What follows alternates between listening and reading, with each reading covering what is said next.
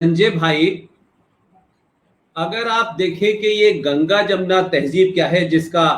Latest version secularism है, तो गंगा जमुना तहजीब का जो इलाका हिंदुस्तान में रहा, खासतौर से वो अवध का पूरा इलाका है जो आप जिसको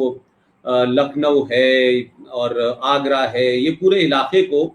ये गंगा जमुना तहजीब का फ्रॉड इसी जगह से शुरू हुआ। लेकिन सवाल यह है कि आखिर इस फ्रॉड की जरूरत क्यों पड़ी और हम किस बैकग्राउंड में, किस पस मंजर में भारत के सामने हम गंगा जमुना तहजीब कहते हैं। और जब ये कहते हैं तो पूरे मुगल साम्राज्य के आक्रांताओं के भारत की सनातन सभ्यता, संस्कृति, आस्थाएं,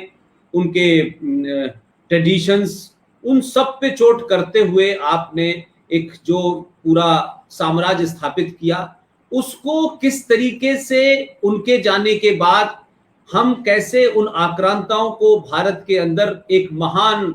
योद्धाओं के रूप में, एक महान संस्कृति के रूप में, एक महान ट्रेडिशन के रूप में स्थापित करें। तो इसको एक बहुत, जिसे कह सकते हैं कि बहुत आर्टिकुलेट तरीके से, बहुत वेल डिजाइन तरीके से भारत के अंदर परोसा जा रहा है। और उसमें कोशिश ये हो रही है कि देखिए कि 1947 के बाद जो भारत के पहले शिक्षा मंत्री बने, और लगभग मैं समझता हूं कि भारत में 70-72 साल के अंदर कोई 30-31 साल तक मुसलमान भारत के शिक्षा मंत्री रहे। और ये तमाम उस दौर की बातें हैं जिसमें प्रोफेसर नूरुल हसन भी रहे, उसमें फखरुद्दीन भी रहे, उसमें हुमायूं कबीर भी रहे, उसमें आपके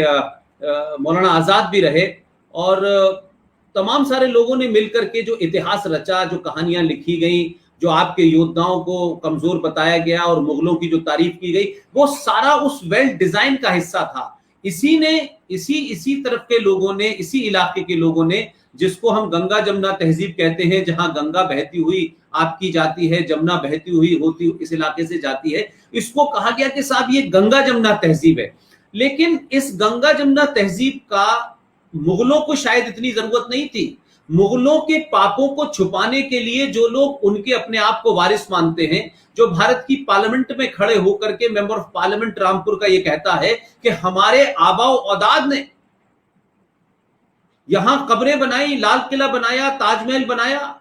और आज हम यहां हैं तो हम अपनी मर्जी से हैं, हमें किसी की जरूरत नहीं है ये कहने की कि आप यहां नहीं है। तो सवाल यह है कि इस जनरेशन जिसमें हम और आप हैं, आजादी के बाद की जो जनरेशन है, इसको मूर्ख बनाने के लिए सन 1976 में इस गंगा जमुना तहजीब को सेकुलरिज्म का नाम देके संविधान में उसको जस्टिफाई किया गया। अब मैं